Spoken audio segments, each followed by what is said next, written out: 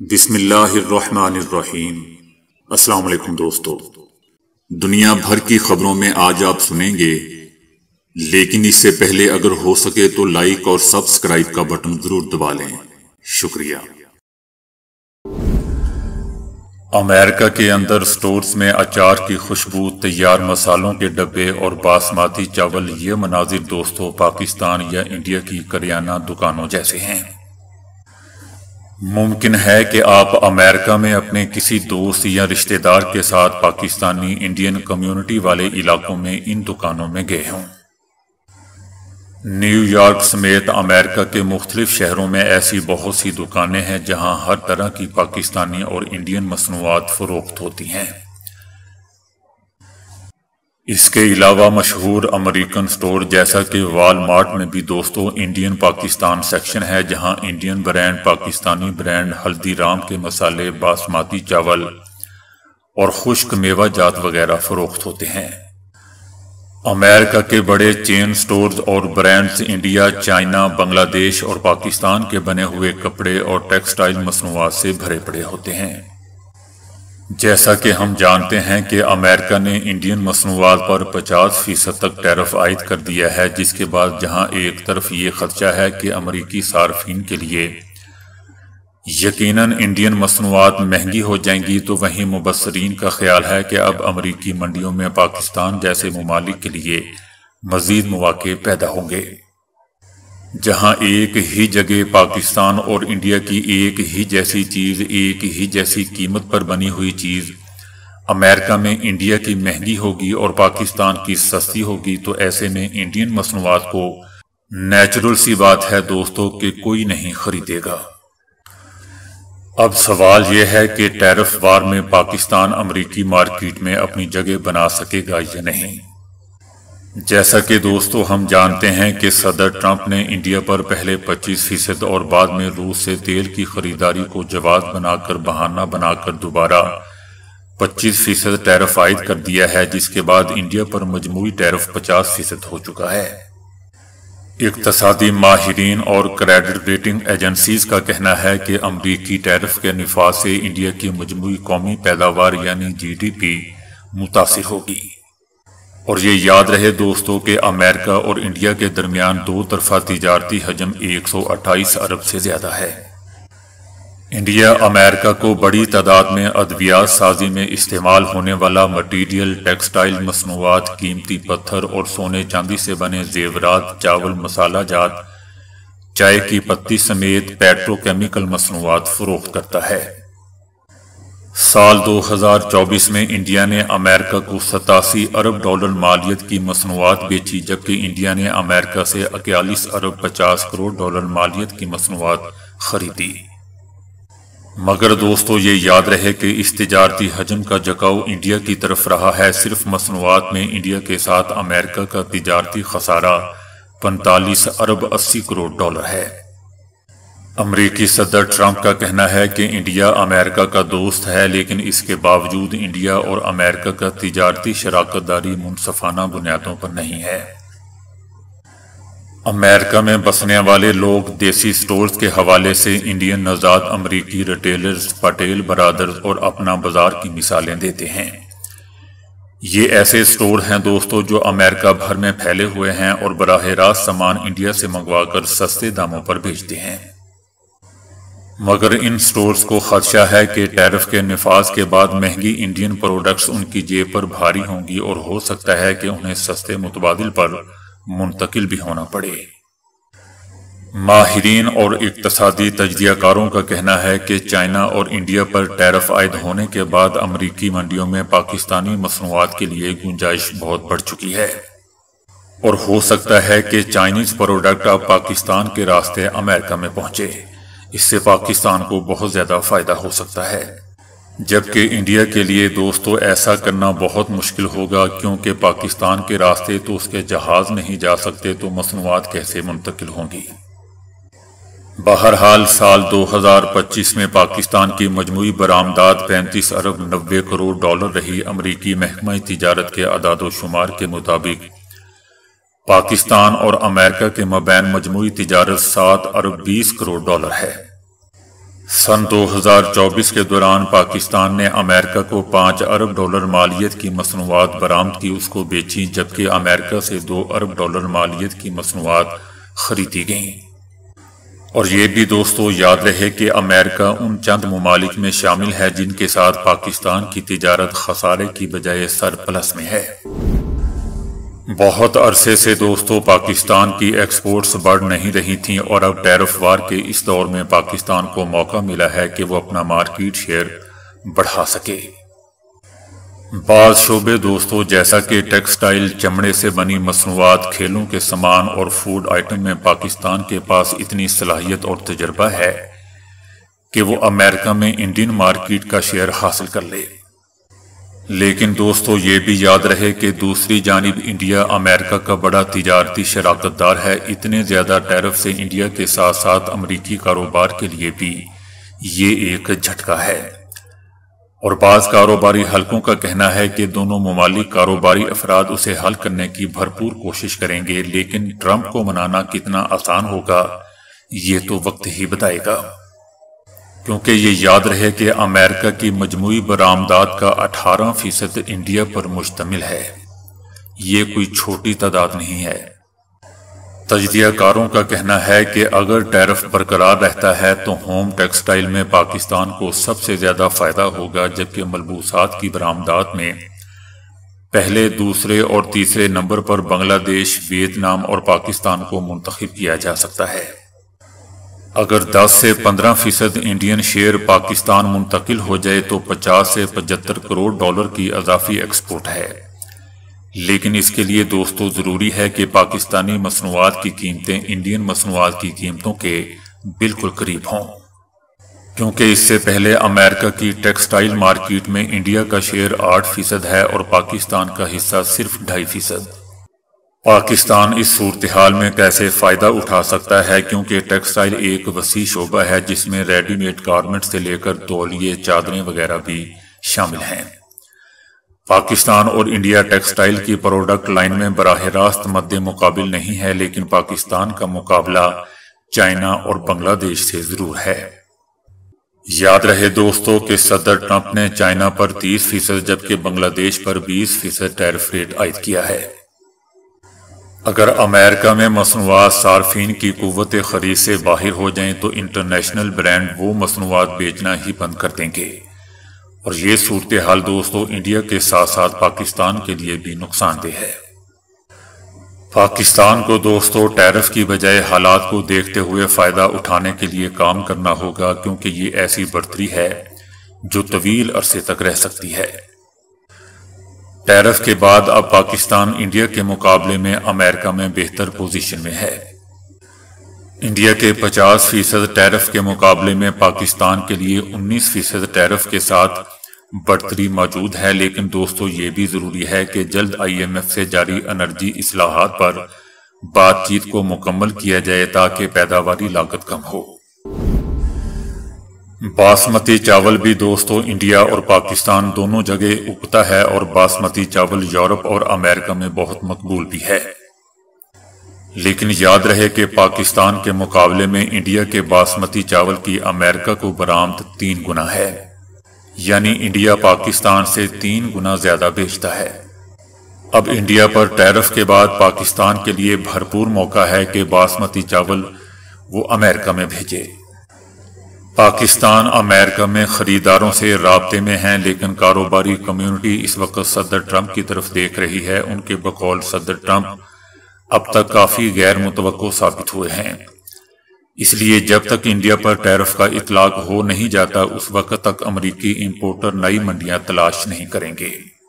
اس لیے دوستو پاکستان کے لیے نئے آرڈرز آنے میں ابھی کچھ وقت لگے گا۔ امریکہ میں دوستو مختلف ورائٹی کے چاول دستیاب ہیں، لیکن بریانی کا مزہ باسمتی چاول سے ہی آتا ہے۔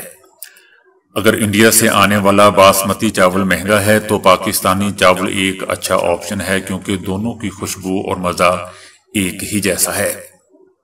آخر میں دوستو میں یہ کہنا چاہتا ہوں کہ امریکہ میں پاکستانی چاول اور چاول دونوں ہی موجود ہیں اور وافر مقدار میں موجود ہیں۔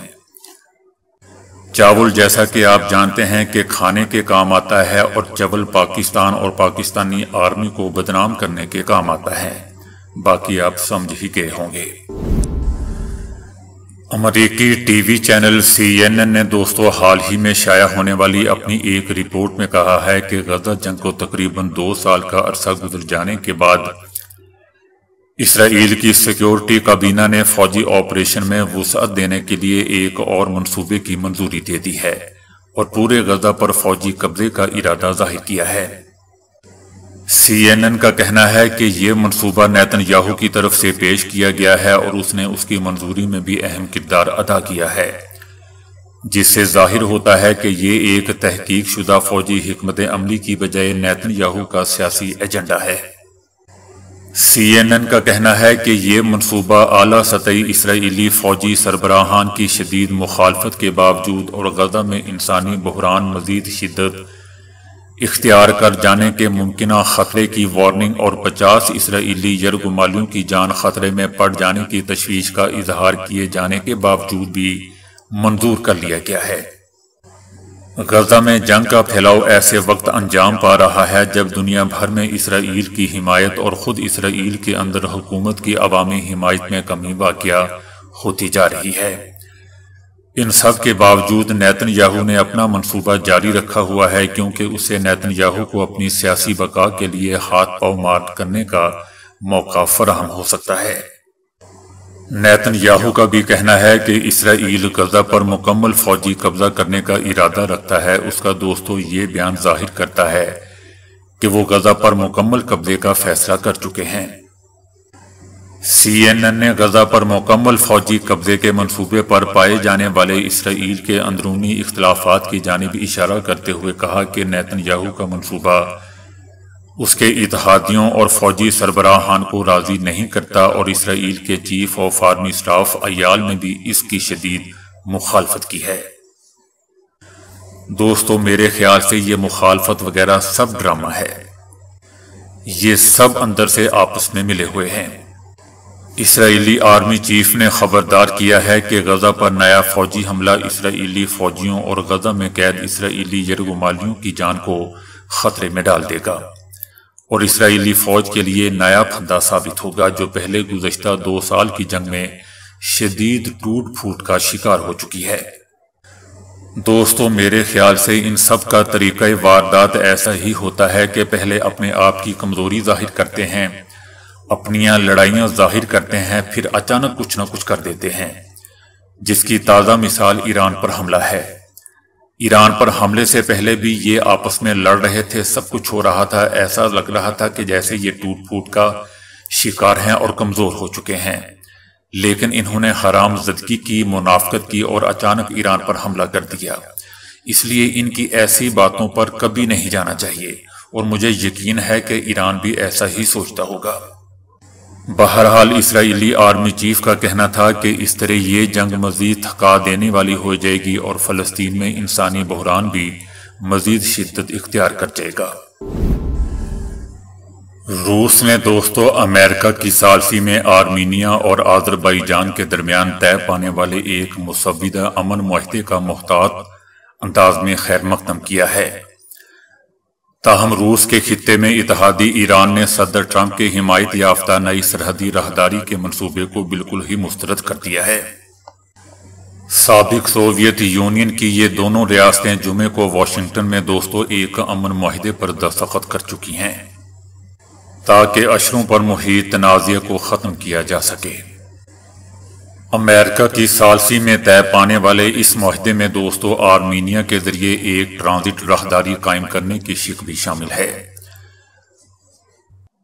امریکی ثالثی میں طے پانے والے اس معاہدے میں دوستو آرمینیا کے ذریعے ایک ٹرانزٹ راہداری بھی قائم کرنے کی شق شامل ہے جو امریکہ کو اس وسائل سے مالا مال خطے میں اس راہداری کو ترقی دینے کے حقوق بھی حاصل ہوں گے۔ اس راہداری کو بین الاقوامی امن اور خوشحالی کے لیے ٹرمپ روٹ کا نام دیا گیا ہے، تاہم روس کے اتحادی اور ان دونوں ممالک کے جنوبی ہمسائے ایران کا کہنا ہے کہ وہ ایرانی سرحد کے ساتھ اس طرح کی کسی راہداری کے قیام کی اجازت نہیں دے گا۔ ایران کا کہنا ہے کہ مجوزہ راہداری ایک ناممکن خیال ہے اور یہ کبھی ممکن نہیں ہوگی، جبکہ یہ خطہ ٹرمپ کے کرائے کے فوجیوں کا قبرستان بن جائے گا۔ اسی حوالے سے دوستو، روس نے بھی کہا ہے کہ وہ راہداری کی شق کا مزید جائزہ لے گا۔ روس نے یہ بھی کہا ہے کہ یہ بالکل نظر انداز نہیں کیا جانا چاہیے کہ آرمینیا کی ایران کے ساتھ سرحد روسی بارڈر گارڈز کی زیر نگرانی ہے۔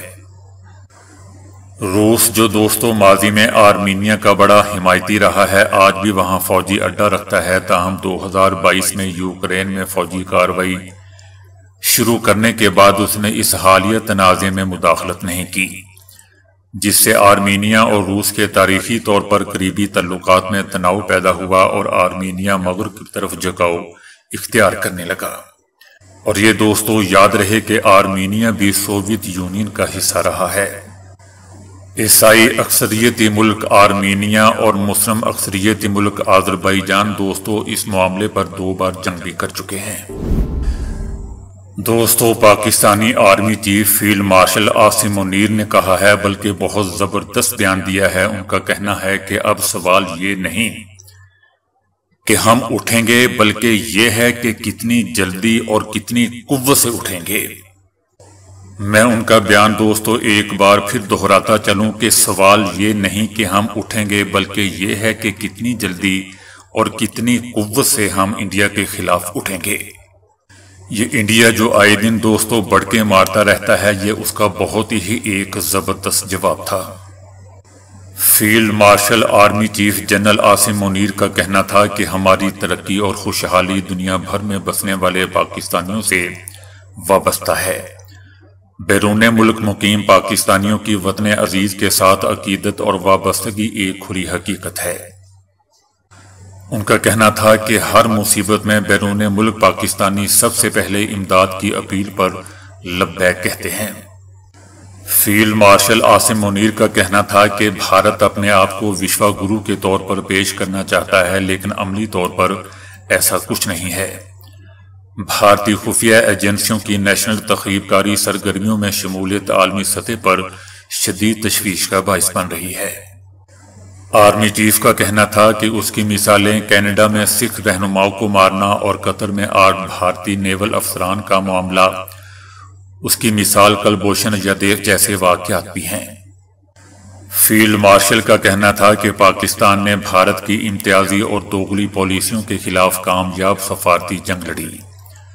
حالیہ بھارتی جارحیت شرمناک بہانوں کے ساتھ کی گئی۔ بھارت نے پاکستان کی خود مختاری کی سنگین خلاف ورزی کی اور معصوم شہریوں کو شہید کیا۔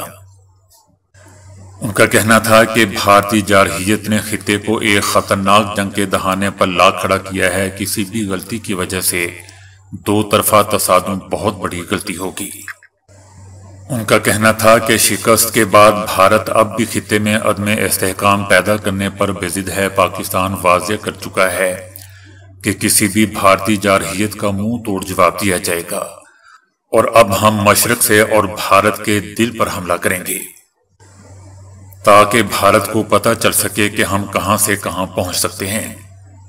آرمی چیف کا کہنا تھا کہ 1.5 مہینے کے وقفے سے میرا دوسرا دورہ پاک امریکہ تعلقات میں ایک نئی جہت کی علامت ہے۔ آرمی چیف کا دوستو یہ بھی کہنا تھا کہ مقبوضہ وادی بھارت کا کوئی اندرونی معاملہ نہیں ہے، بلکہ ایک نامکمل بین الاقوامی ایجنڈا ہے۔ قائد اعظم نے بھی کہا تھا کہ کشمیر پاکستان کی شہرگ ہے۔ مقبوضہ وادی پر اقوام متحدہ کی سلامتی کونسل کی قراردادیں بھی موجود ہیں۔ آرمی چیف کا کہنا تھا کہ غزہ میں جاری نسل کشی بدترین انسانی المیہ ہے۔ غزہ کی صورتحال کے عالمی اور علاقائی دونوں سطح پر شدید اثرات ہیں۔ فیلڈ مارشل کا دوستو یہ بھی کہنا تھا کہ افغانستان سے فتنۃ الخارج، فتنۃ الہندوستان سمیت کئی تخریب کار تنظیمیں پاکستان کے خلاف متحرک ہیں۔ تخریب کاروں کے لیے کوئی ہمدردی نہیں، انہیں پوری قوت سے کچلا جائے گا۔ فیلڈ مارشل نے دوستو پاکستان تحریک انصاف کی طرف اشارہ کرتے ہوئے کہا کہ ملک دشمن عناصر سوشل میڈیا کو افراتفری پیدا کرنے کے لیے بھی استعمال کرتے ہیں، اور ان سب گندے آنٹوں کو آپ سب جانتے ہیں۔ Field marshal general Asim Munir نے دوستو پاکستان تحریک انصاف کی طرف اشارہ کرتے ہوئے قرآن پاک کی آیات کا حوالہ بھی دیا۔ انہوں نے آیت پڑھی کہ اے ایمان والو، اگر کوئی فاسق تمہارے پاس کوئی خبر لے کر آئے تو خوب تحقیق کر لیا کرو، تاکہ تم نادانی میں کسی کو نقصان نہ پہنچاؤ اور بعد میں اپنے کیے پر پریشان یا پشیمان نہ ہو۔ آخر میں دوستو field marshal general Asim Munir کا کہنا تھا کہ اب سوال یہ نہیں کہ ہم اٹھیں گے، بلکہ سوال یہ ہے کہ کتنی جلدی اور کتنی قوت سے ہم اٹھیں گے۔ آئیں ہم اپنے آباء و اجداد کی میراث قائم رکھتے ہوئے نئے جذبے اور مقصد کے ساتھ آگے بڑھیں۔ تو دوستو ابھی کے لیے اتنا ہی۔ ویڈیو کو لائک اور شیئر کرنے کا بہت بہت شکریہ۔